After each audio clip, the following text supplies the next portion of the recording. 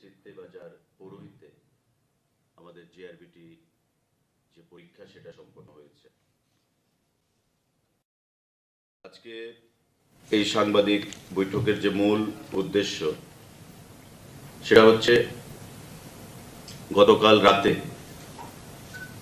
আমাদের যে GRBT exam গ্রহণ করা হয়েছিল সেই জিআরবিটি এক্সামের রেজাল্ট ডিক্লেয়ার করা হয়েছে এবং এই রেজাল্টকে নিয়ে সারা রাজ্যে আপনারা জানেন, আপনারা দেখেছেন, বিশেষ করে যুব সম্প্রদায়ের মধ্যে একটা উন্মাদনা ছিল।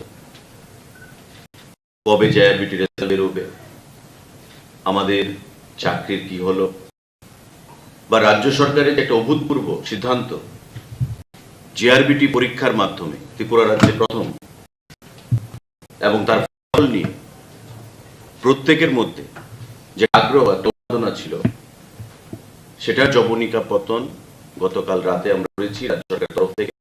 এই দপ্তরের মন্ত্রীও রয়েছেন, দপ্তর সেক্রেটারি, দপ্তরের যিনি চেয়ারম্যান আমাদের জিআরবিটি ছিলেন, আমরা প্রত্যেক আজকে, কারণ গতকাল রাত সাংবাদিক বৈঠক করার সময়, তাই আজকে অত্যন্ত আনন্দের সঙ্গে রাজ্য সরকারের এই বলিষ্ঠ সিদ্ধান্তকে স্বাগত জানাই।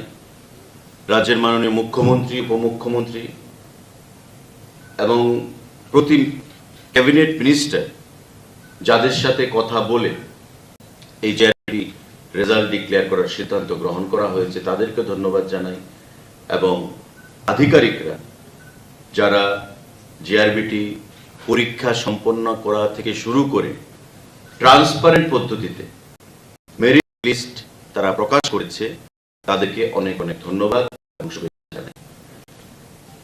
এটা যুগান্তকারী সিদ্ধান্ত রাজ্য সরকার গ্রহণ করেছিল জিআরবিটি পরীক্ষা গ্রহণের মাধ্যমে।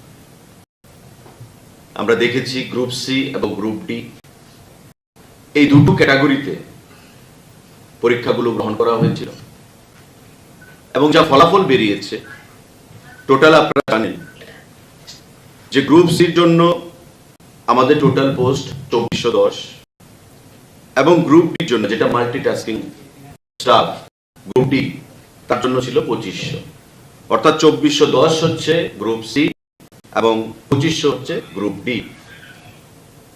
রেজাল্টে বেরিয়ে তাতে গ্রুপ সি 1:3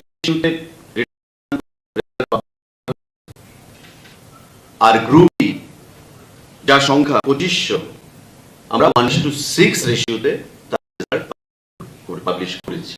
অর্থাৎ গ্রুপ সির ক্ষেত্রে 2410 1:3 মানে ইন্টু 3, আর গ্রুপ ডির ক্ষেত্রে 2500 × 6 এই রেজাল্ট আমরা পেয়ে করছি।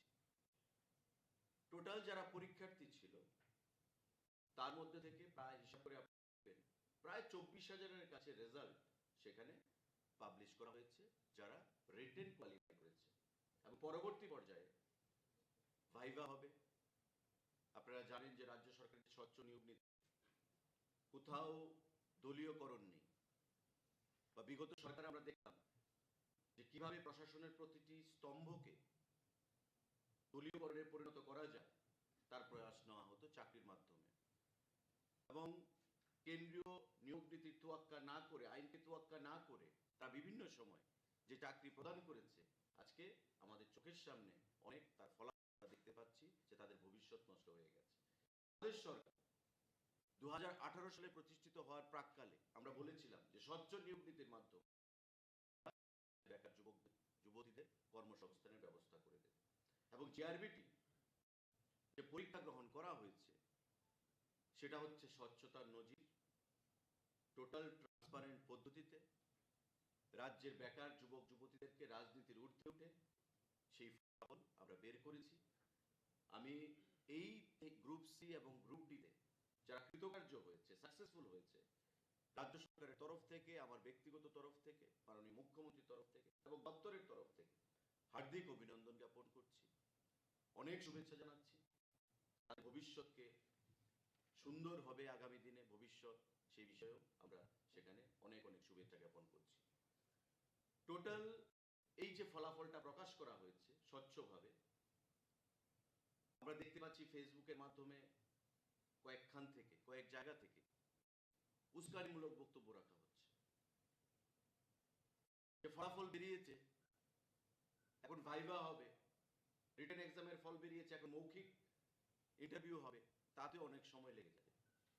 আপনারা নিশ্চয়ই জানেন সাংবাদিক বন্ধুরা, আপনারা গণতন্ত্রের চতুর্থ স্তম্ভ, আপনারা জনমত তৈরি করেন, যে 1 লক্ষের উপর বেশি যারা পরীক্ষায় পার্টিসিপেট করেছিল, মাঝখানে হাইকোর্টের স্টে অর্ডার ছিল, সমস্ত প্রসেস একটা করতে সময় লেগে যায়।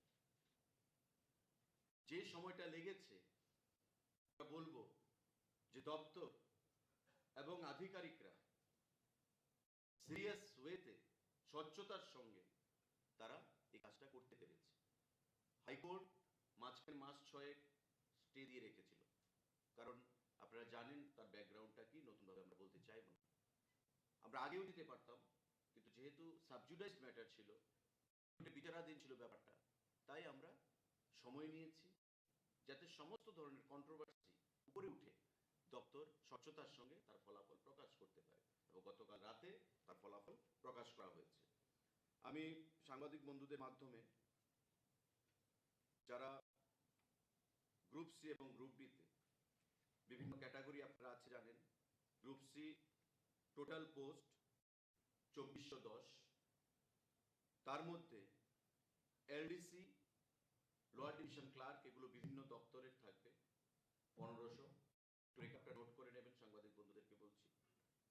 এই 2410-এর যে টোটাল ফিগারটা, তার মধ্যে এলডিসি 1500, এগ্রি অ্যাসিস্ট্যান্ট অর্থাৎ এগ্রিকালচারের দপ্তরের অধীন এক্সেপ্ট টিএএফএস গ্রেড 3, মানে আমরা এগ্রি বিএসসি করে যারা টিপিএসসির মাধ্যমে এগ্রিকালচারে চাকরি পায় তাদেরকে বাদ দিয়ে এগ্রি অ্যাসিস্ট্যান্ট হচ্ছে 22। তারপরে এগ্রি অ্যাসিস্ট্যান্ট রয়েছে এক্সেপ্ট টিএএফএস গ্রেড 3 443, মানে 443। Junior operator pump 236, junior multitasking operator uncommon 209। Total যে গ্রুপ সি সেটা হচ্ছে 2410, এর মধ্যে এলডিসি হচ্ছে লোয়ার ডিভিশন ক্লার্ক, সেটা হচ্ছে 1500। টোটাল পোস্ট গ্রুপ সি হচ্ছে 2410, তার মধ্যে এলডিসি হচ্ছে 1500, agri assistant except TAFS grade 3 22, agri assistant except TAFS grade 3 আবার হচ্ছে 443 443। জুনিয়র অপারেটর পাম্প সেটা হচ্ছে 236, junior multitasking operator uncommon 209, total 2410। Clear group C ব্রেকআপটা? এবার আসুন গ্রুপ ডি।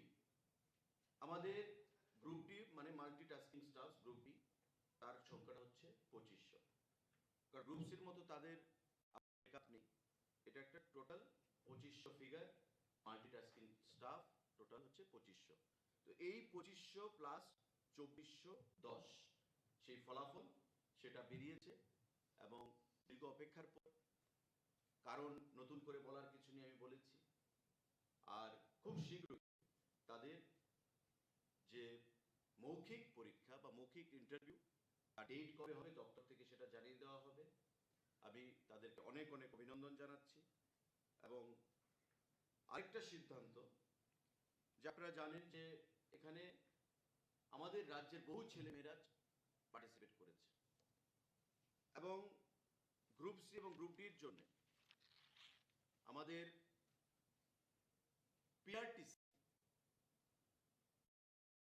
রাজ্যের যে পিআরটিসি, সেটাকে প্রেফারেন্স দেওয়া হবে, রাজ্য সরকার সিদ্ধান্ত গ্রহণ করেছে, এবং দপ্তর সেটা জানিয়ে দিয়েছে, বা আগামী দিনেও নোটিফিকেশন বের হবে।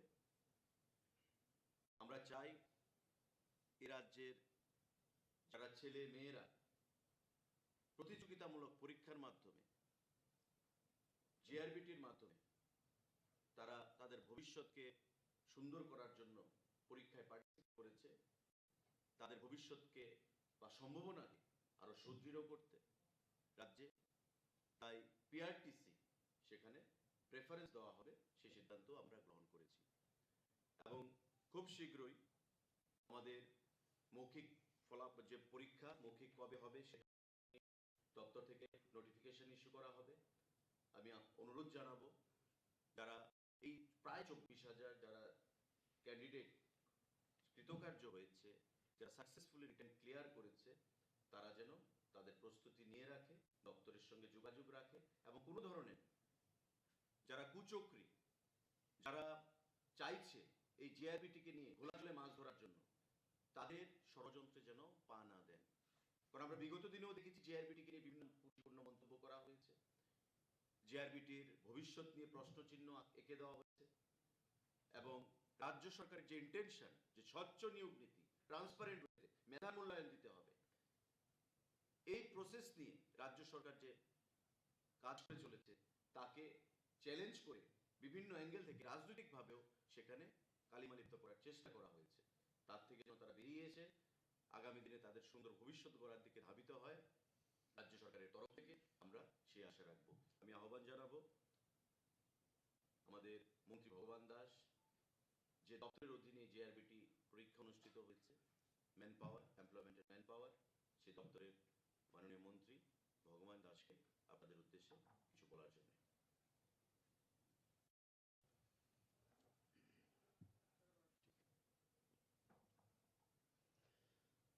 ধন্যবাদ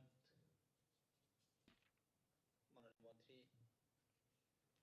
শ্রী সুশান্ত চৌধুরী মহাশয়, বিস্তারিতভাবে আপনাদের সামনে তুলে ধরেছেন। গতকাল রাতে এই রাজ্যে সরকার প্রতিষ্ঠিত হওয়ার পরে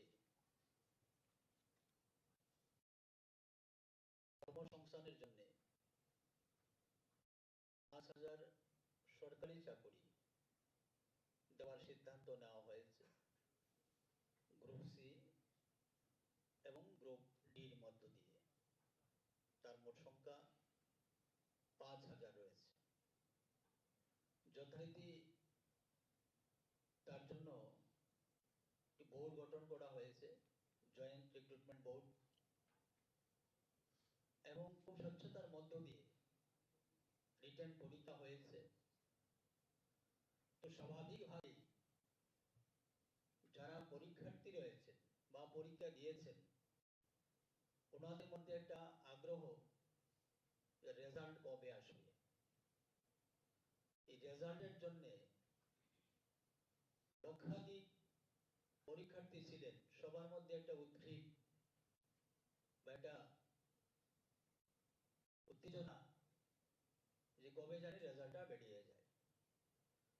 যেহেতু আমি দপ্তরের মন্ত্রী রয়েছি, বিভিন্নভাবে হোয়াটসঅ্যাপের মাধ্যমে, ওভার টেলিফোনে অনেকেই আমাকে ফোন করেছেন, এমনকি আমার দপ্তরে এসে অনেকেই কথা বলেছেন এবং আমার রেসিডেন্সও অনেকে গিয়েছেন। আমরা ওনাদেরকে বারবার আশ্বস্ত করেছিলাম যে আপনারা নিশ্চিত থাকুন, আমরা রেজাল্ট দেব। মাঝখানে একটা মামলা হয়েছিল, সেই মামলার কারণে কিছুটা বিলম্ব হয়েছে এবং পরবর্তী সময়ে আমরা এই রেজাল্ট দেওয়ার জন্য যথেষ্ট আমাদের সরকার আন্তরিকতা ছিল। আমরা চাইছি, সরকার চাইছে যে আমরা যত বেশি করে এই রাজ্যের ছেলেমেয়েরা সরকারি চাকরি দিতে পারি, কর্মসংস্থান দিতে পারি, যার কারণে এই উদ্যোগটা নেওয়া হয়েছিল। যাই হোক, দু একটি কারণে সেটা বিলম্ব হয়েছে। গতকাল রাতে তার ফল ঘোষণা হয়েছে। তার জন্য আমি জয়েন্ট রিক্রুটমেন্ট বোর্ড যারা আধিকারিক রয়েছেন, আমি ওনাদেরকে অনেক ধন্যবাদ জানাচ্ছি। পাশাপাশি রাজ্যের মাননীয় মুখ্যমন্ত্রীজিকে ধন্যবাদ জানাচ্ছি, সরকারকে ধন্যবাদ জানাচ্ছি। হয়তোবা রেজাল্ট আসার সঙ্গে সঙ্গে যারা পরীক্ষার্থী ছিলেন সবাই সেটা দেখেছেন, কিন্তু পরীক্ষা দিলেই যে সবাই উত্তীর্ণ হবে সেটা কোনো দিনেরই কোনো ব্যবস্থা ছিল না। কারো ভালো হবে, কারো খারাপ হবে। তার মধ্যে তালিকা এসছে 24,000-এরও অধিক সেই তালিকার মধ্যে রয়েছে, এবং যারা এই তালিকায় আসেনি সরকার কর্মসংস্থানের জন্য বিভিন্ন পরিকল্পনা হাতে নিয়েছে। ইতিমধ্যে সরকারের 4.5 বছরে আমরা বিভিন্নভাবে কর্মসংস্থানের ব্যবস্থা করা হয়েছে এবং বিভিন্ন দপ্তরের মাধ্যমে অনেক নিয়োগ হয়েছে। শিক্ষা দপ্তরে গত কিছুদিন আগেও আমরা রবীন্দ্র শতবার্ষিকী ভবনে অনেক অফার সেদিন দেওয়া হয়েছে। তাছাড়াও আমাদের আউটসোর্সিং, ক্যাজুয়াল, কন্ট্রাকচুয়াল এই সমস্ত বিভিন্ন ভাবে আমরা কর্মসংস্থান অনেকেই দিয়েছি। আগামী দিনও কর্মসংস্থানের জন্য সরকার চিন্তা ভাবনা করছে। অতএব যারা সেই পরীক্ষায় গ্রুপ ডি এবং গ্রুপ সিতে তালিকায় নাম আসে, হতাশা হওয়ার মতো কিছুই নেই, কারণ সরকার যথেষ্ট আন্তরিকতা দেখাচ্ছে এই রাজ্যের বেকার ছেলে মেয়েদের জন্য কর্মসংস্থানের জন্য, যেটা অতীতে আমরা কখনো দেখিনি এইভাবে আন্তরিকতা দেখাতে। আমরা দেখেছি ইন্টারভিউ নেওয়া হয়েছে, 5 বছর 7 বছর চলে গেল, কিন্তু নিয়োগ হলো না। এটা আমাদের রাজ্যের অতীতের ইতিহাসে রয়েছে। কিন্তু আজকে এতটুকু নয়, আমরা কিন্তু সঙ্গে সঙ্গেই তার একটা সমাধান বা তাদেরকে চাকরি দেওয়ার ব্যবস্থা এই সরকার করে যাচ্ছে। সুতরাং সুযোগ সবার জন্য রয়েছে, একটাতে হলো না অন্যটাতে হওয়ার যথেষ্ট পরিমাণ সুযোগ রয়েছে। কেননা আমরা দেখেছি এর আছে যে চাকরি দেওয়া হয়েছে, সেই চাকরি চিরস্থায়ী হয়নি। আজকে এ রাজ্যের বড় একটা অভিশাপ হয়ে গিয়েছে 10,323 জন শিক্ষক। কেন হয়েছে? যদি সেদিন সেই কেন্দ্র সরকারের নিয়ম নীতি মেনে সেই শিক্ষকদের চাকরি দেওয়া হতো, আজকে এতগুলো পরিবার এইভাবে সর্বশান্ত হয়নি। আজকে তাদেরকে রাস্তায় বসতে হয়নি, তাদেরকে আজকে আমরণ অনশন করতে হয়নি। আজকে এই পরিবারগুলা বিপন্ন হওয়ার কোনো কথাই ছিল না। কিন্তু সেই দিন জানি না আমরা কি কারণে এইভাবে কেন্দ্র সরকারের সেই নিয়ম নীতিকে না মেনে মর্জিমাফিক চাকরি দেওয়া হয়েছিল। আর আজকে যেমন এই পরিবারগুলো বিপন্ন হয়েছে, এই পরিবারগুলো আজকে যেইভাবে সর্বশান্ত হয়েছে, ঠিক রাজ্য সরকারের উপর, শিক্ষা দপ্তরের উপরও একটা বড় ধরনের আঘাত এসেছে, যার ফেস বর্তমান সরকারকে করতে হয়েছে। শুধু শিক্ষা দপ্তরই নয়, এইভাবে অন্যান্য দপ্তর আমরা দেখেছি চাকরি হয়েছে, বেশি দিন সেই চাকরি টিকে থাকেনি, চাকরিচ্যুত হতে হয়েছে আমাদের রাজ্যের অনেক ছেলে মেয়েরা। তো আজকে রাজ্য সরকার এত স্বচ্ছতার মধ্য দিয়ে নিয়োগ করছে, যেটা সত্যি আশা করি আপনারা যারা সাংবাদিক বন্ধুরা রয়েছেন সেখানে সহমত পোষণ করবেন। আমি আর বিশ্বাস এই রাজ্যের যারাই ছেলেমেয়েরা রয়েছেন, যারা চাকরি প্রত্যাশী রয়েছেন, আপনারাও সেটাকে সমর্থন করবেন।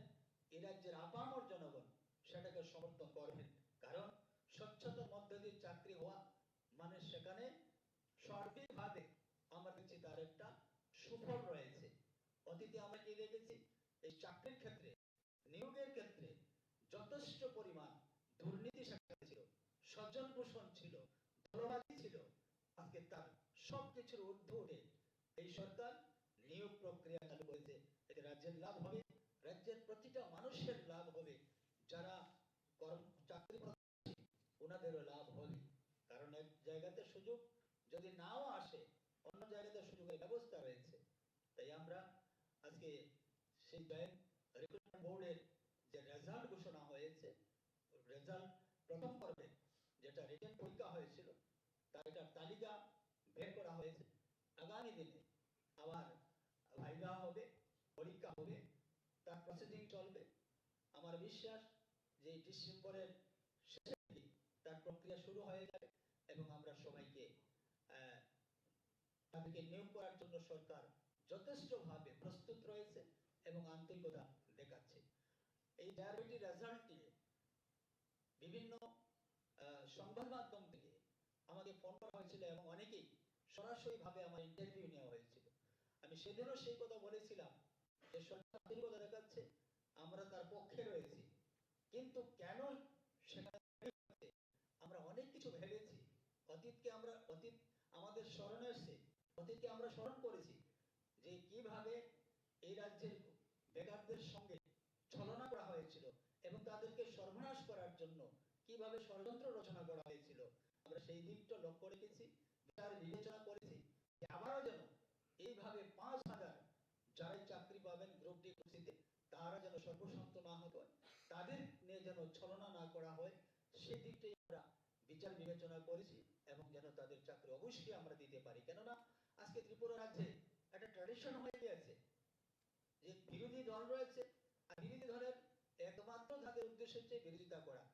সে চাকরি দেবে সরকার, সেখানেও বিরোধিতা হবে, রাস্তা তৈরি করবে সরকার, সেখানেও বিরোধিতা হবে, ভালো কাজ করবে, সেখানেও বিরোধিতা হবে। মানে বিরোধিতা করার জন্য বিরোধী পার্টি, আজকে সেটা প্রমাণিত হয়ে গিয়েছে ত্রিপুরা রাজ্যের মধ্যে।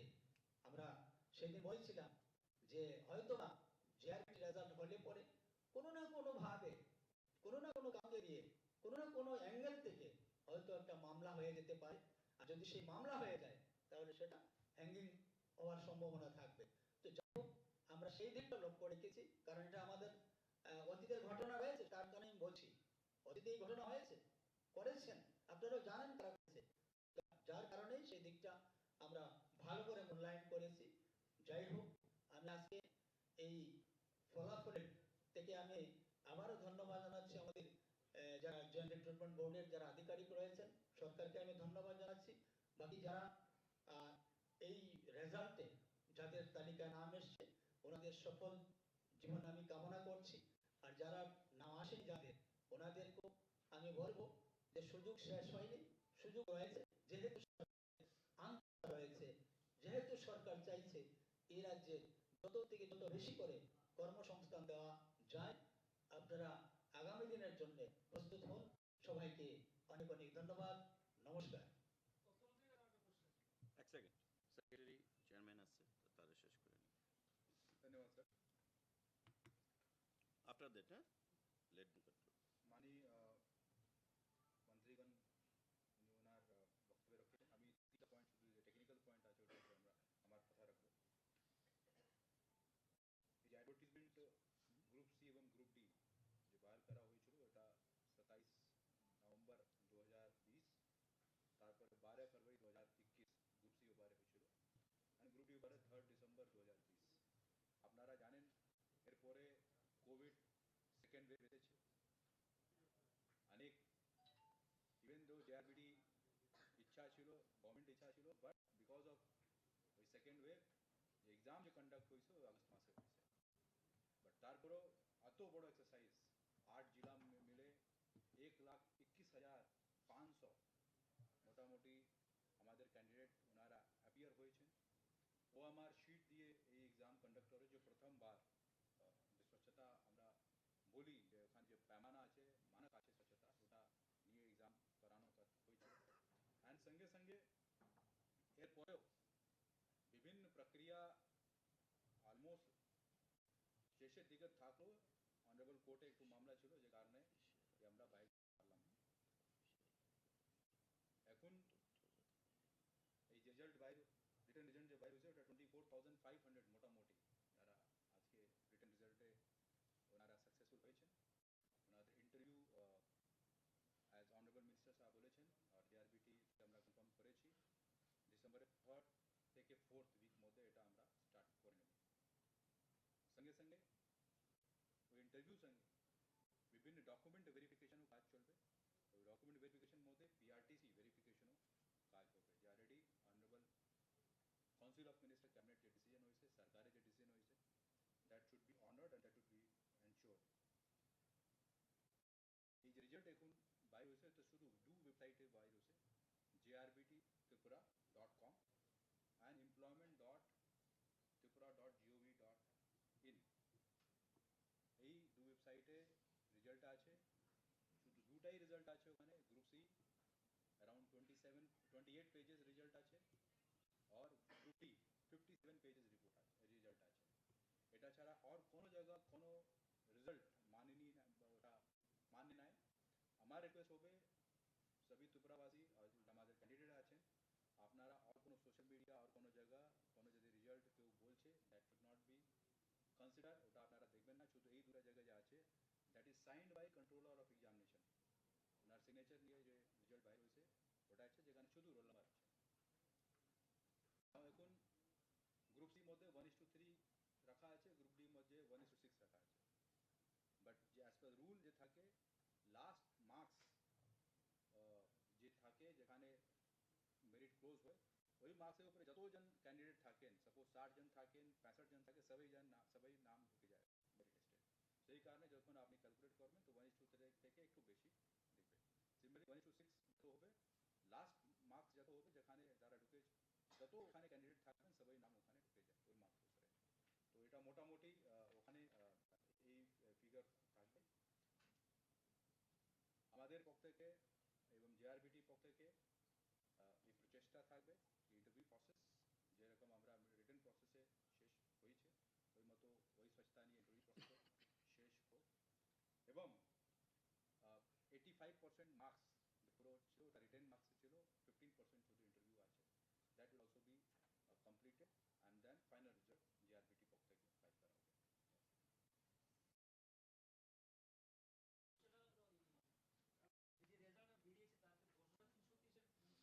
পক্ষ থেকে ফাইল করা হবে এটা সিরিয়াল নাম্বার দেওয়া হয়েছে নাম নেই এখানে তো it is very difficult to ascertain যে 10,323-এর কে পেয়েছে কোন ডিস্ট্রিক্টে কারা কত পেয়েছে কোন সাব ডিভিশনে কারা কত পেয়েছে বাকি নেম কিন্তু হয়নি এটা নাম্বার দিয়ে যে রয়েছে আপনারা দেখবেন রেজাল্ট শিটে নাম্বার দিয়ে করা হয়েছে তো এটা পরবর্তী পর্যায়ে যখন দপ্তর থেকে নোটিফিকেশন ইস্যু করা হবে এবং তারা যখন ভাইভাতে পার্টিসিপেট করবে রেজাল্ট বেরোবে তখন সেটা হয়তো বলা যেতে পারে দপ্তর থেকে তো এখন at this point of time it is not possible to declare anything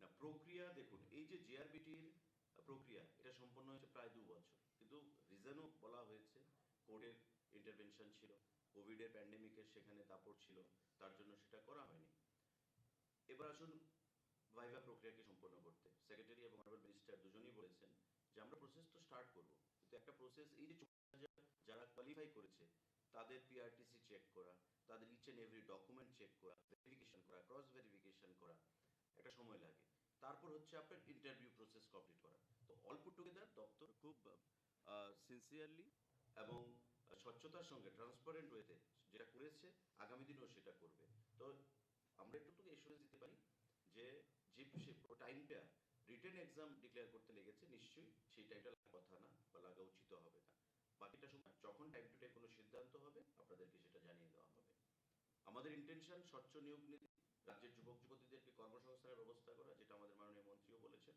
এবং আমরা সেই বিষয় থেকে এক পাও এক বিন্দুও আমরা সরতে চাই না that's it that's the intention of the government is the mandate of the government আসন্ন বিধানসভা নির্বাচনের আগে কি নিয়োগের মানে সিদ্ধান্ত নেওয়া হয়েছে কিনা এই যে উত্তর তো দিয়ে দিলাম প্রসেস চলছে উত্তর দিয়ে দিলাম ডিসেম্বরের মধ্যে এই by the last of December the next course of process will be started okay এখন প্রসেসটা স্টার্ট করতে 2 মাস লাগবে না 1 মাস লাগবে না 7 দিন লাগবে সেটা প্রসেস স্টার্ট হলে বোঝা যাবে ঠিক আছে আচ্ছা আরেকটা বিষয় গত 4.5 বছরে এখন পর্যন্ত কতজন নিয়মিত চাকরি ভেরি শর্টলি ডাটা নিয়ে আসছি হ্যাঁ একদম অথেন্টিক ডাটা ফিনান্সের ডাটা আপনারাও যেমন আজকে আমরা একটা রেজাল্ট বের করেছি মানে গতকালকে রাত্রে আজকে যেটা আমরা ঘোষণা দিলাম অফিসিয়ালি সেটাও তো চাকরি রাজ্যের ছেলে তো পাবে এটা 1 বছর আগে পাক আর 1 বছর পরে পাক তাদেরকেই দেওয়া হবে এবং এই প্রসেসটা ইনিশিয়েটিভ কারা নিয়েছে আমাদের সরকার নিয়েছে তো স্বাভাবিকভাবে আমাদের সরকারের আমলে তাদের চাকরি হয়েছে এটাই রেকর্ডেড থাকবে তো এই টোটাল প্রসেস বা টোটাল যে ফিগারটা আপনি যেটা চাইছেন সেটা নিয়ে আমি খুব শর্টলি আসছি এবং বিরোধীরা যারা বলছে চাকরি নেই তাদের মুখে ঝামা ঘষে দিয়ে আগামী দিনে আমরা পথ দেখাবো বা দিশা দেখাবো যে রাজ্য সরকার কত হাজার চাকরি দিয়েছে বা কর্মসংস্থানের ক্ষেত্রে বিগত সরকার থেকে রাজ্য সরকার কতটা এগিয়ে পিআরটিসি কি ম্যান্ডেটরি না বলা হয়েছে প্রেফারেবল इंटरव्यूज में पीआरटीसी डॉक्यूमेंट चेक हो गए एंड ওটা উপরে ही फाइनल रिजल्ट निर्भर करবে and this is the decision of council of ministers cabinet decision it thank you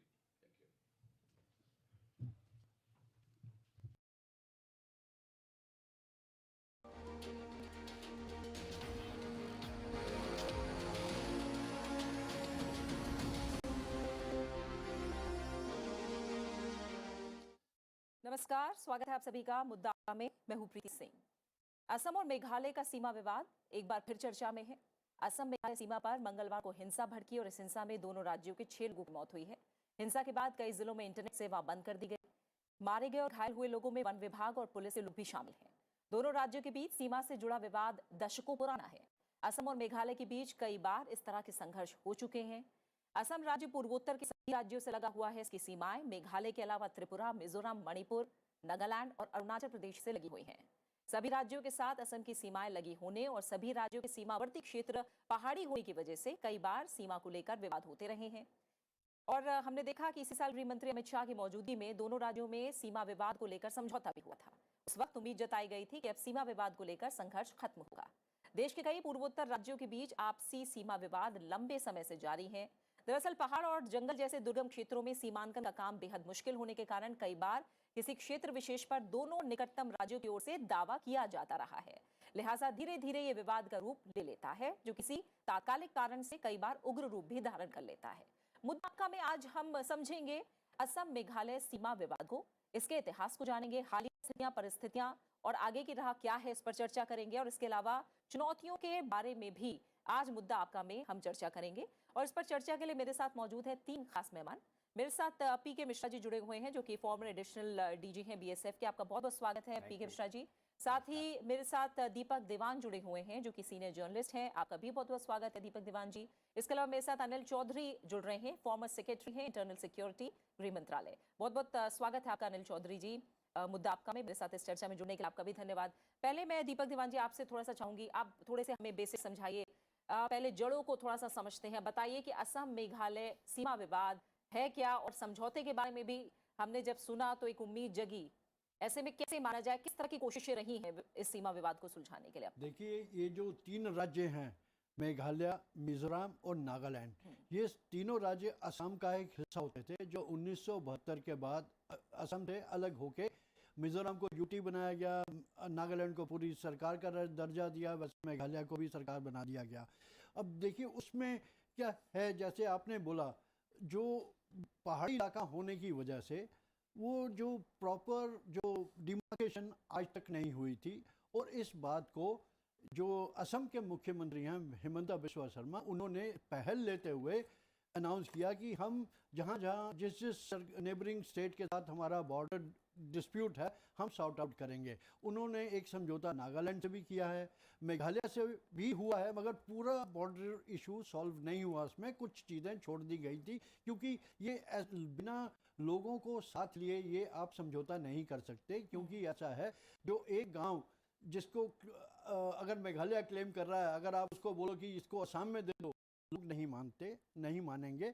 इसीलिए ये इस पे बॉर्डर पे जो सब कमिटीज़ का गठन किया गया है वो मिल रही हैं, और उसके तहत आपस में बातचीत करके जो सजेशन आते हैं वो उसको इम्प्लीमेंट किया जाएगा, और कर हुआ भी है ऐसे। मगर ये बहुत अनफॉर्चुनेट, दुर्भाग्यपूर्ण घटना हुई है उस समय जब दिल्ली में असम के महायोद्धा, जिन्होंने पूरे नॉर्थ ईस्ट को मुगलों से हराया, बचाया था, उनकी 400वीं जन्म तिथि सेलिब्रेट किए जा रहे हैं लचित बोरफुकन।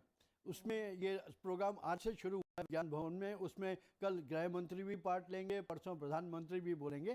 तो मेरे ख्याल से जितने भी राज्य के जो पड़ोसी राज्य हैं असम के, उनको ये भी जानना चाहिए कि अहोम किंगडम ने उनको मुगलों से बचाया था। 17 बार मुगल ये असम अहोम जो किंगडम थे उनसे हारे थे।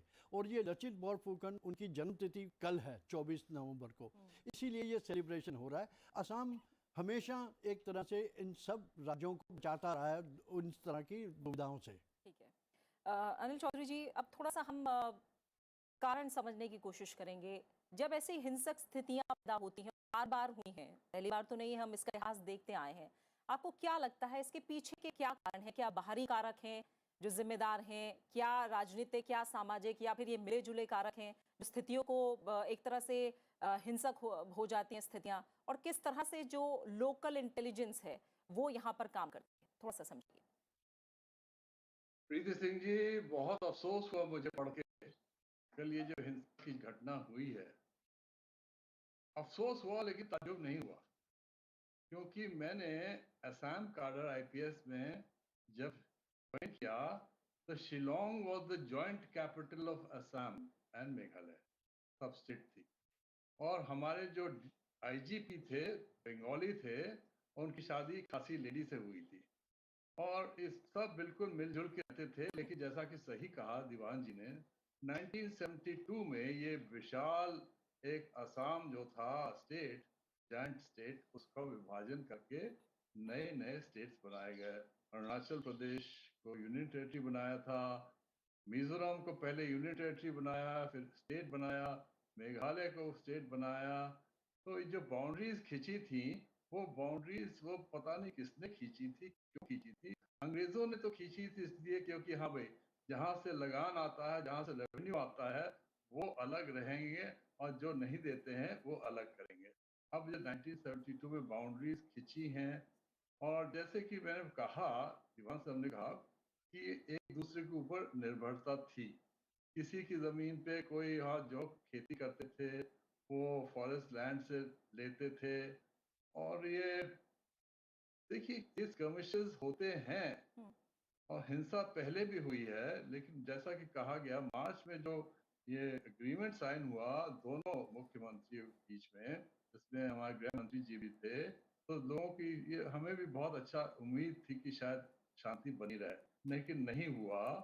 और यही एक कारण है कि इसका जो विश्लेषण होता है यहाँ पर, वो बैठ के दिल्ली में ऐसे लोग करते हैं जिन्होंने वहां पर ग्राउंड रियलिटी नहीं देखी कि ट्राइब्स कैसे एक दूसरे के ऊपर हैं, कैसे वहां पर वो होता है। और ये असम पुलिस ने गोलियां क्यों चला दी? ठीक है, वो टिम्बर ले जा रहे थे जी। और उनको रोका गया तो उन्होंने हिंसा की होगी, पत्थर मारे होंगे, लाठी चलाई हुई। पुलिस में तो यही सिखाया गया है, तो मिनिमम फोर्स से शुरू करो, लाठी चलाओ, टीयर गैस चलाओ, फिर उसके बाद हवाई फायर करो, सीधे लेके भाग दी। और वो पता नहीं वो असम का जो फॉरेस्ट गार्ड कैसे मरा, वो गोली से मरा या लाठी से मरा। लेकिन बहुत ही अफसोस की बात है, इसके विश्लेषण, इसके जो समाधान होगा वो वही लोग कर पाएंगे जो वहां पर स्थिति से अच्छी जी। तरह अवगत। बिल्कुल। पीके मिश्रा जी, जैसे ग्राउंड रियलिटी की बात अभी अनिल जी भी कर रहे हैं, मैं थोड़ा समझना चाहूंगी सिक्योरिटी फोर्सेस के लिए किस तरह की ग्राउंड रियलिटी होती है, किस तरह के चैलेंजेस का सामना ऐसे एरियाज में करना पड़ता है, कैसे जो लोकल्स हैं क्या उनका सपोर्ट मिलता है तो कितना मिलता है, मोटे तौर पर आप बताइए किस तरह के मॉडिफिकेशंस हुए हैं अब तक, क्या चैलेंजेस हैं वहाँ? बिल्कुल, वहाँ जो डिप्लॉयमेंट है, मैं बताना चाहता हूँ कि अनिल चौधरी साहब जो बता रहे थे, मैं सुना उनको, और ये एरिया मैंने देखा हुआ है। और जितना प्रॉब्लम था असम और मेघालय के बीच में, इसको शायद मैं अच्छी तरह जानता हूँ क्योंकि मैं आईजी असम भी रहा हूँ और आईजी मेघालय भी रहा हूँ। इसलिए ये जो दोनों जगह, पर्टिकुलरली वेस्ट कार्बी आंगलोंग और वेस्ट जयंतिया हिल, ये दोनों को तकरीबन हम जानते हैं क्योंकि वहाँ पर ये जो प्रॉब्लम है ये बहुत दिनों से है। बिल्कुल अनिल चौधरी जी सही बताए, ये किसने खींचा?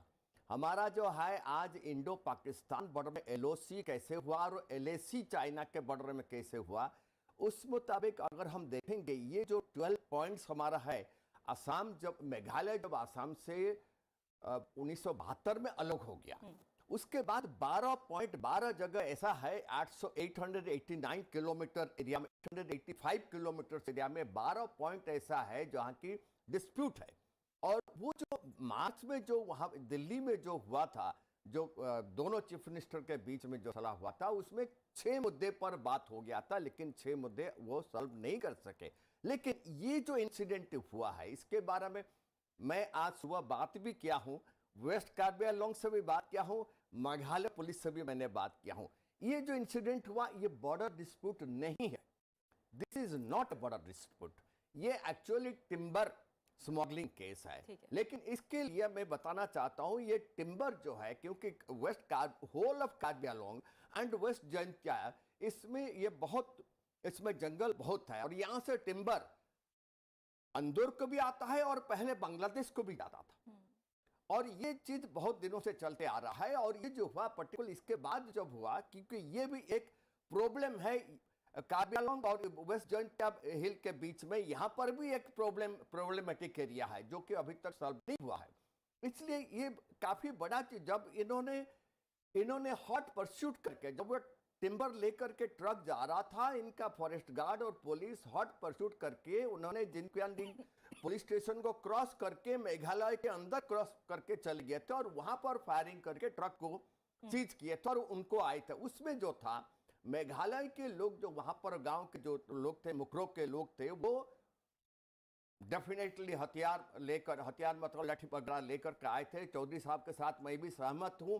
जो फॉरेस्ट गार्ड जो मारा गया, फॉरेस्ट गार्ड कैसे मारा गया, क्या गोली में मारा गया या लाठी में मारा गया, अभी तक उसका कंफर्मेशन नहीं आया है, बाद में तो आ ही जाएगा। लेकिन ये बड़ा बहुत दुख लगता है कि अभी तक हम इंटरनल कॉन्फ्लिक्ट बिटवीन स्टेट्स हम सॉल्व नहीं कर सकते, क्योंकि असम जब 1972 में डिवीजन असम का हो गया, ये जितनी सभी स्टेट्स के साथ ये प्रॉब्लम है।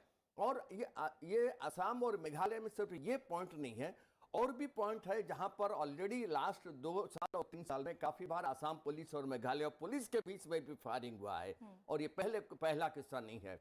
और हमने ये चीज देखा भाई, वो जगह भी मैंने गया हूं, आज सुबह भी मैंने वहां बात किया हूं कि ये जो इंसिडेंट हुआ है, डेफिनेटली इसमें जो है सिर्फ लोकल्स उसमें इन्वॉल्व नहीं है, डेफिनेटली कुछ और भी इसमें शामिल है, क्योंकि जो केएलएन थे बेशक वो सरेंडर किए हैं, उनके साथ पैक्ट हुआ है।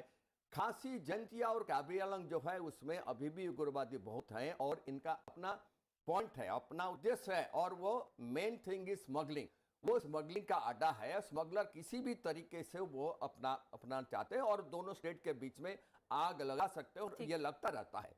इसका बहुत अच्छी बात है कि हेमंत विश्वकर्मा जी ने डिसाइड किए हैं कि हाई कोर्ट जज से उसका इंक्वायरी करेंगे। Even Meghalaya chief minister Conrad Sangma ने क्लियर है कि वो तकरीबन उन्होंने 7 डिस्ट्रिक्ट में जो है मोबाइल जो है वो बंद कर दिए हैं, और उन्होंने उसको सीबीआई इंक्वायरी करने के लिए राजी हुए हैं, क्योंकि उनको पता ही बॉर्डर डिस्प्यूट नहीं है, it is another case. But इसमें जो है दोनों स्टेट के बीच में डेफिनेटली आग लगा हुआ है, और जो लोकल सिविलियंस है, particularly west Karbi Anglong and west Jaintia hills, इसमें जरूर मुश्किलात इसके बाद भी होगा, और वहां पर जो है पर्टिकुलर सेंटर के फोर्स वहां पर डिप्लॉयमेंट ऑलरेडी किया जा चुका है, और उम्मीद करते हैं कि अभी इसके बाद शांति वहां पर आए। और मैं चौधरी साहब के साथ सहमत हूं कि दिल्ली में बैठ करके ये जो पैक्ट दिल्ली में नहीं हो सकता है। अगर हम असम और मेघालय के बीच में और जो 6 पॉइंट रह गया उसको सॉल्व करना चाहते हैं बॉर्डर में, उस पॉइंट पर जाइए, दोनों साइड के गांव वालों को बुलाइए और वहां पर सॉल्व करिए, उनको पता लगे। देखिए हमारा बांग्लादेश के साथ जैसे एनक्लेव्स को हम चेंज किए, बिल्कुल वहां बैठ करके, वहीं पर बैठ करके करना चाहिए, ना कि दिल्ली में बैठ करके किया जाए। और वो लोग इन्वॉल्व होना चाहिए जो असम और मेघालय को जानते हैं और वहां सर्विस किए हैं, उस एरिया को गए। समझ गए पीके मिश्रा जी, जो भी आपने पॉइंट्स उठाए हैं वो जाहिर तौर पर गंभीर पॉइंट्स भी हैं, और इन पर हम चर्चा आगे भी करेंगे। दीपक देवान जी, जैसे अभी पीके मिश्रा जी ने एक बात कही कि ये सीधे तौर पर बॉर्डर डिस्प्यूट से जुड़ी हुई घटना नहीं है, लेकिन इस घटना के बाद जाहिर तौर पर जो तनाव है वो बढ़ा है, तो थोड़ा क्या आपको लग रहा है कि इस घटना के बाद जो असम मेघालय सीमा विवाद को सुलझाने के लिए माहौल बना है, आगे के चरण की जो बातचीत होनी है, वो कहीं ना कहीं प्रभावित हो सकती है क्या? देखिए, प्रभावित ना हो इसलिए दोनों सरकारों ने इमीडिएट एक्शन लिया है। मेघालय सरकार ने डीआईजी अपॉइंट कर दिया, 1 मैन इंक्वायरी, और इधर से असम गवर्नमेंट ने एक रिटायर्ड जज हाई कोर्ट के 1 मैन कमीशन बनाया। साथ साथ असम गवर्नमेंट ने जो जेर किंडलिंग पुलिस स्टेशन है असम में, जहाँ से रीइंफोर्समेंट गई थी मेघालय में, उनके जो एसएचओ जो क्या कहते हैं उनको, पुलिस स्टेशन के जो इंचार्ज हैं, उसको सस्पेंड कर दिया है उन्होंने। जो वेस्ट कार्बी आंगलोंग डिस्ट्रिक्ट के एसपी को भी ट्रांसफ़र कर दिया है वहाँ से। तो ये कहीं ना कहीं दिखाता है कि दोनों सरकारें कोशिश कर रही हैं। और दूसरी बात आपको बताना चाहूँगा कि मेघालय के मिनिस्टर्स की टीम चीफ मिनिस्टर के साथ दिल्ली आ रही है, और कल उनकी मीटिंग होम मिनिस्टर के साथ होनी है, क्योंकि असम के मिनिस्टर वो लचित बोरफुकन की सेलिब्रेशन में ऑलरेडी दिल्ली में हैं, उनके मंत्रालय भी दिल्ली में है, उनके जो बॉर्डर अफेयर्स मिनिस्टर हैं अतुल बोरा वो भी दिल्ली में हैं। तो कुछ ना कुछ इसका सोल्यूशन कल निकलेगा। और मैं सजेस्ट करना चाहूँगा कि जानते हुए भी कि ये बॉर्डर एरिया है और लोग सेंसिटिव हैं, किसी भी साइड की सरकार को, पुलिस को दूसरी स्टेट में नहीं एंटर करना चाहिए था। कोई आर्म्स लेके मेघालय में क्यों गए, ये सब इंक्वायरी कमीशन में रिपोर्ट में आएगा। ये लोग दिल्ली आ रहे हैं, दे चाहते हैं कि हमें एक न्यूट्रल एजेंसी से इन्वेस्टिगेशन हो, सीबीआई करे या एनआईए करे। ठीक है। तो इसलिए कल मीटिंग होगी, कुछ ना कुछ निकलेगा इसमें। देखिए लोग भी वहाँ शांति चाहते हैं, सोल्यूशन चाहते हैं, परमानेंट सोल्यूशन बॉर्डर का। ठीक है। पीके मिश्रा जी, आप कुछ बात उसमें ऐड भी करना चाह रहे हैं, और मेरा भी यही मानना है, जैसे आपने भी कहा कि जो 6 पॉइंट्स है जहां विवाद अभी सुलझाना है, लोगों को भी शामिल कीजिए। और अगर मैं गलत नहीं हूं तो संविधान का जो अनुच्छेद 263 है वो एक परिषद के गठन की भी बात कहता है। बहुत सारी चीजें हैं जो रास्ते अपनाए जा सकते हैं, और बनाई भी गई है परिषद। तो फिलहाल आपको क्या नजर आ रहा है, किस तरह से इसका समाधान निकलेगा? ये समाधान बिल्कुल हो सकता है, क्योंकि आज सुबह कोनराड सांगमा और उनके डिप्टी चीफ मिनिस्टर को लेकर के उन्होंने मुखरो गांव को भी गए थे, उन्होंने विलेजर से मिले हैं, और कल उनके और आसाम के जो है रिप्रेजेंटेटिव्स दिल्ली को आ रहे हैं बात करने के लिए।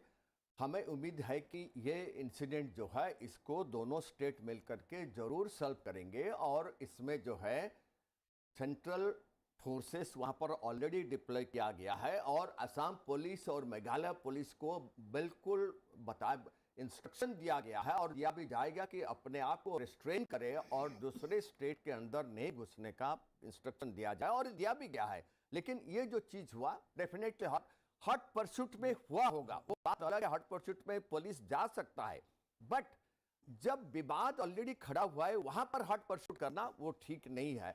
Whatever may be the thing, जो भी इंक्वायरी होगा वो सीबीआई करे या एनआईए करे, उनको दोनों स्टेट मानना पड़ेगा। और पर्टिकुलरली मैं क्लियरली इस बारे में बताना चाहता हूं कि वो जो जगह है, जैसे चौधरी साहब बता रहे थे, कार्बी आंगलोंग एंड वेस्ट जॉइंटिया हिल जो गए हुए हैं, और वहां पर जो गांव है, गांव के लोग जो हैं, क्योंकि वो सब ट्राइबल्स हैं और वो अलग तरीके से रहते हैं। गुवाहाटी हाई कोर्ट जो है दूसरे हाई कोर्ट से बिल्कुल अलग है, क्योंकि वहां पर नॉर्थ ईस्ट का अलग रूल है। तो वहां पर हमको समझना पड़ेगा वहां पर लोग चाहते क्या हैं। तो उन लोगों को लेकर उनको रिस्ट्रेन करने के लिए उस टाइप की लीडरशिप भी चाहिए, और बहुत अच्छा है कि दोनों मिनिस्टर इसके ऊपर बात करें। कोई जरूरत नहीं दिल्ली को आने का, दोनों मिनिस्टर वहां बैठ करके बात करें, और रिप्रेजेंटेटिव फ्रॉम सेंट्रल गवर्नमेंट वहां जा सकते हैं, और ये जो जगह है उसको शांत करा सकते हैं, ऐसा कोई प्रॉब्लम नहीं है। लेकिन ये जो 6 पॉइंट रह गया हमारा, जो कि मार्च में जो दिल्ली में हुआ था, उसमें जो 6 पॉइंट को उसने कर दिया और 6 पॉइंट रह गया, 6 जगह रह गया, उसको तुरंत सुलझा देना चाहिए। और हो सकता है अगर दोनों स्टेट अपने आप के बीच में समझौता करे, और हो सकता है, और दोनों स्टेट पुलिस, दोनों का रेवेन्यू, दोनों का पुलिस अथॉरिटीज ये साथ में बैठ करके इसको समझा देना बहुत जरूरी है। और ये नॉर्थ ईस्ट में बहुत जगह, आप खुद ही बता रहे थे कि बहुत जगह हो चुका है, और ये कोई बड़ी बात नहीं है। हाँ, वो एरिया जो है, बिकॉज ये ट्राइबल एरिया है, ट्राइबल में जब कोई चीज आग लग जाता है तो लोग उत्तेजित हो जाते हैं, बहुत छोटे छोटे कारण से उत्तेजित हो जाते हैं, आप देखे भी हैं इसको। इसलिए मैं एक चीज बताऊं, वहां पर भी फायरिंग होता था। मैं कार्बी आंगलोंग ट्रूप्स के बारे में बता रहा था, वहां पर भी हमारे ऊपर जब फायरिंग होता था, हम उनके ऊपर फायरिंग जानबूझ करके नहीं करते थे, अपने आप को डिफेंसिव पोजीशन में रखते थे, क्योंकि हमें पता है अननेसेसरी लोगों के अगेंस्ट में, लोकल सिविलियंस के अगेंस्ट में जाना नहीं चाहिए। तो इसलिए अपने आप को रिस्ट्रेन रखें, और यहाँ पर जो पर्टिकुलरली दोनों पुलिस डिपार्टमेंट डेफिनेटली रिस्ट्रेन में रहे और मिल के काम करे, और स्टेट गवर्नमेंट, स्टेट रेवेन्यू दोनों मिलकर के इसको समझौता करें। और ये हो सकता है, ऑल ओवर नॉर्थ ईस्ट होता है, नॉर्थ ईस्ट का विकास मोदी जी चाहते हैं, तो ये बहुत छोटा सा जगह है जहां पर ये नहीं हो सकता, ऐसा कोई बात ही नहीं है। बिल्कुल। और दीपक जी, जैसे आपने भी कहा कि सरकार तो ये कहती है कि जब भारत बांग्लादेश अपने सीमा विवाद को सुलझा सकते हैं तो हमारे राज्य क्यों नहीं सुलझा सकते। और जैसा मैं पहले भी बताने की कोशिश कर रही थी कि कई जो पूर्वोत्तर राज्य हैं उनके कई विवादों का स्थायी समाधान निकालने की दिशा में तेजी से पिछले कुछ सालों में काम भी हुआ है। अगस्त 2019 में त्रिपुरा में national liberation front of Tripura के साथ समझौते पर हस्ताक्षर किए गए थे। 23 जनवरी 2020 को ब्रू रियांग शरणार्थियों के 23 साल पुराने विवाद को समाप्त करने के लिए समझौता किया गया। 4 दिन बाद 27 जनवरी 2020 को बोडोलैंड के 50 वर्ष पुराने विवाद को खत्म करने में कामयाबी मिली। इसके बाद 2021 को कार्बी आंगलोंग समझौता होने से कार्बी क्षेत्र में चला आ रहा पुराना विवाद समाप्त हो गया। तो इस तरह से देखिए कि राज्यों के विवाद को सुलझाने में जो केंद्र और राज्य सरकारें हैं वो काफी तेजी से आगे बढ़ी हैं। बस क्या आप मानते हैं कि बड़ा चैलेंज इस समय क्या लग रहा है? इस तरह की घटना जो कि सीधे सीधे बॉर्डर डिस्प्यूट से नहीं जुड़ी हुई है, उससे तनाव बॉर्डर डिस्प्यूट को लेकर और दोनों राज्यों के आम लोगों में इस तरह का तनाव पैदा ना हो, इसके लिए क्या कोशिशें होनी चाहिए? इसके लिए वो मेरे ख्याल से तो यही किया जाएगा कि दोनों साइड के जो पुलिस इंचार्ज हैं, जो वहाँ के पंचायत के लीडर्स हैं, ट्राइबल लीडर्स हैं, वो साथ में बैठेंगे और ये कहा जाएगा, ये मानेंगे भी कि मेघालय की पुलिस खुद नहीं जाएगी असम में और असम की पुलिस मेघालय में नहीं जाएगी। आप अगर हॉट परस्यूट कर रहे हैं, किसी को चेस कर रहे हो, आप दूसरी काउंटर पार्ट से अपनी मदद ले सकते हो, खुद नहीं जाएंगे आप। मेरे ख्याल से ये सब करने से वहाँ शांति बहाल हो जाएगी। और दूसरी बात ये है कि ये बॉर्डर डिस्प्यूट इशू नहीं है, मुद्दा नहीं है ये, मगर बाकी जो बॉर्डर डिस्प्यूट के जो पॉइंट्स रह गए थे 6 जो बताए इन्होंने, उस पर भी रीजनल कमेटीज जो फॉर्म हुई हैं असम से, मेघालय से, उनकी मीटिंग चल रही हैं। तो इस इंसिडेंट को बॉर्डर डिस्प्यूट कहना बिल्कुल गलत है। ठीक है, बिल्कुल। और जाहिर तौर पर समय क्योंकि यहाँ पूरा हो गया, पीके मिश्रा जी आपका, अनिल चौधरी जी आपका और दीपक देवान जी, आप तीनों मेहमानों का बहुत बहुत शुक्रिया। और ये भी सच है कि वर्तमान में हमारा देश जो है वो बाहरी सुरक्षा चुनौतियों से भी लड़ रहा है। ऐसे में अगर हमें आंतरिक सुरक्षा चुनौतियों से जूझना पड़ा तो एक नई समस्या होगी। और जैसा यहाँ चर्चा के दौरान आया भी है कि ये बॉर्डर डिस्प्यूट से जुड़ी एक घटना नहीं है, तो इससे जोड़कर नहीं देखा जाए, और बल्कि जो कोशिशें बॉर्डर डिस्प्यूट को सुलझाने के लिए हो रही हैं वो सकारात्मक तौर पर तेजी से आगे बढ़े, कोशिशें इसके लिए होनी चाहिए। इसलिए देश की ऐसी समस्याओं का स्थायी समाधान भी होना जरूरी है, ताकि ये उम्मीद हो कि तालमेल बेहतर हो, बाकी जो समस्याएं हैं उनका हल निकाला जा सके और पूर्वोत्तर राज्यों में सभी विवादों का समाधान हो जाए। तो ये जो राज्य है वो भी देश की तरक्की के इंजन को मैं एक तरह से कहूंगी और तेजी से इस गाड़ी को, जो विकास की गति है उसको और तेजी से आगे ले जा सकते हैं। इसी के साथ मुद्दा आपका मैं फिलहाल इतना ही। अपना अच्छे से ख्याल रखिए और मुझे दीजिए इजाजत। नमस्कार।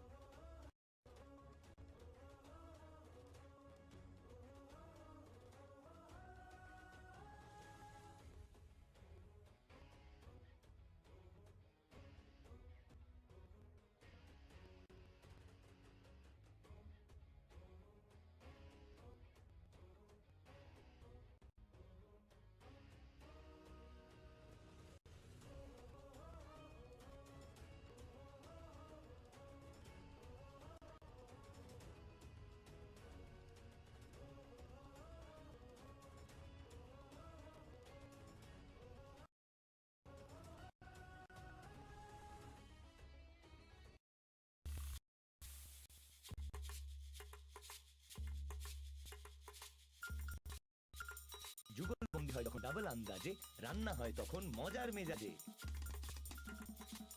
স্পার্কলের ডাবল শক্তি, বাসন পরিষ্কারে এবার মস্তি।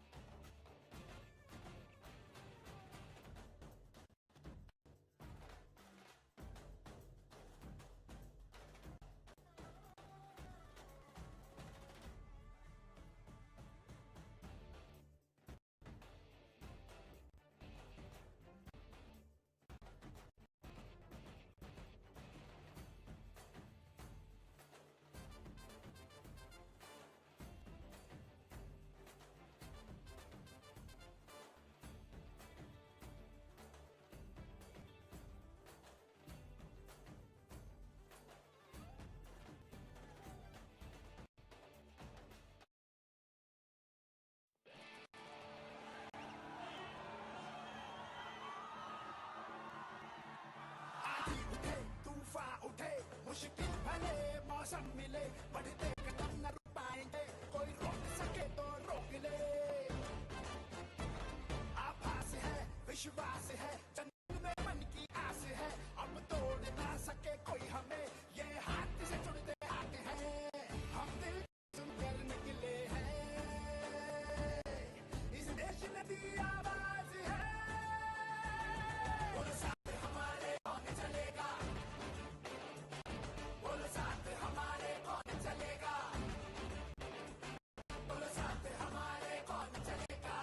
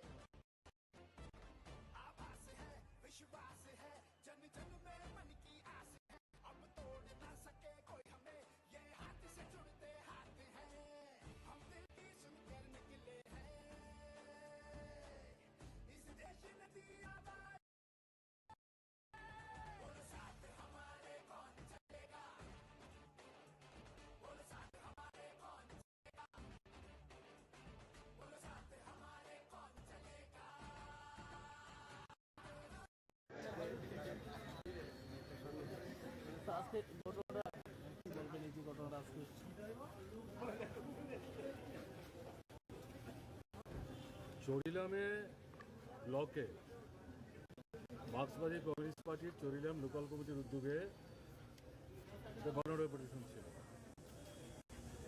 পুলিশ আগের থেকে অনুমতি দিয়েছে, কিন্তু সকালবেলা জানলো ওখানে বিজেপি দলের তরফ থেকে ব্লকে টার্গেট একটা কর্মসূচি তারা ঘোষণা করেছে।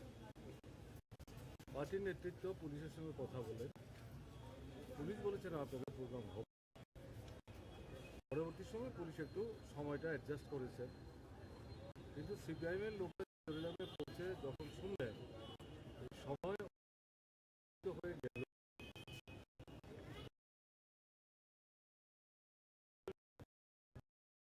থাকছে না, তখন তারা বুঝতে পেরেছেন যে আমরা যদি যাই তাহলে এটা একটা না গিয়ে চরিলাম পার্টি অফিসের সামনেই তারা একটা সভা করে এই সভাটা আক্রান্ত। আমি বিস্তৃত যাচ্ছি না। শহীদ মিয়া তিনি তাকে হাসপাতালে নিয়ে আসার পথে ডাক্তারবাবুরা বলেছে না সে জীবিত। রদেশ রায়, চাঁদ মিয়া, রানগোপাল, সিদ্দিক মিয়া, স্বপন প্রায় সবারই মাথায় আঘাত, পায়ে আঘাত, কারো তো আগুনটানি চলে গেছে। এখন আমি তখন উদয়পুরেছিলাম, আমাদের একটা পার্টি মিটিং, সেখান থেকে খবর পাই ডাইরেক্টর জেনারেল পুলিশের সাথে কথা বলি। আমাদের পার্টি নেতা বিধায়ক রতন তিনি আইজি ল অ্যান্ড অর্ডারের সাথে কথা বলেন।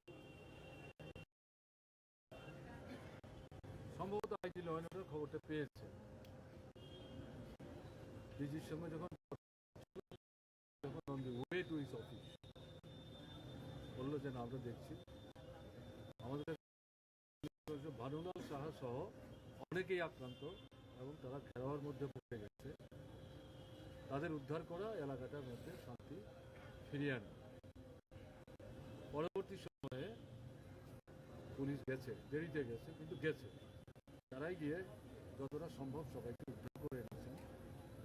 এখনও হয়তো কেউ কেউ এই আক্রমণের মধ্যে ছড়িয়ে ছিটিয়ে যারা ছিলেন কোনো কোনো জায়গায় হয়তো ঢুকে সেখানে ঘরে বাড়িতে আছেন, বেরিয়ে আসতে পারেনি, কিন্তু পুলিশ সাহায্য করছেন তাদেরকে বের করে এনে বিশালগড়ে পৌঁছে দেওয়ার ক্ষেত্রে। আমি আসার সময় বিশালগড় পার্টি আমাদের বন্ধুদের সাথে কথাবার্তা বলেছি। সবচেয়ে বেদনাদায়ক হচ্ছে এলাকাটা হচ্ছে আমাদের উপমুখ্যমন্ত্রী, তিনি গ্রামোন্নয়ন দপ্তরের মন্ত্রী, তিনি বিদ্যুৎ দপ্তরের মন্ত্রী, তিনি অর্থ দপ্তরের মন্ত্রী। এবং ত্রিপুরা রাজ্যে তো সরকার তো কোনো কিছু নাই, এর মধ্যে যে দপ্তরগুলি দুর্নীতি হয়ে গেছে তার মধ্যে একটা হচ্ছে বিদ্যুৎ দপ্তর আর একটা হচ্ছে গ্রামোন্নয়ন দপ্তর। এখন মন্ত্রিসভার ব্যর্থতা ঠিক আছে একরকম, দলটাকে তো সংগত রাখবে। এই ধরনের আক্রমণ, একটা মিছিল করবে, ডেপুটেশন দেবে 50-52 মাস করে, এ তো জনগণের ত্রিপুরাই এই দাবিতে যাচ্ছে। এটা এইভাবে খুন খারাপি করে ফেলতে হবে। আমরা তো এটাকেই বলছি জঙ্গলের শাসন, এটাই ফেসিস্টদের সন্ত্রাস। আমরা নিন্দা করছি, এটা খুন হয়েছে তার স্মৃতির প্রতি শ্রদ্ধা জানাচ্ছি। যারা আহত হয়ে এসছেন চাইব তারা দ্রুত সুস্থ হয়ে বাড়িতে ফিরে যান। পুলিশের কাছে আমাদের দাবি, এই আক্রমণের সাথে যারা যুক্ত তাদেরকে গ্রেপ্তার করার ব্যবস্থা হোক, শাস্তির ব্যবস্থা করা হোক। ত্রিপুরার মানুষ সব দেখছেন, শুনছেন, জানেন। এগুলো হিসাব বহির্ভূত ঘটনা বলে যদি কেউ মনে করেন মানুষ ভুলে যাবেন, তাহলে ভুল। এবং এই ভয় থেকে এই ঘটনাগুলি ঘটছে। শাসক দল, সরকার থেকে মানুষের ক্ষোভ বিক্ষোভ লাঘব করতে পারবেন বা অন্যদিকে ঘুরিয়ে দিতে পারবেন, মানুষ তার জবাব।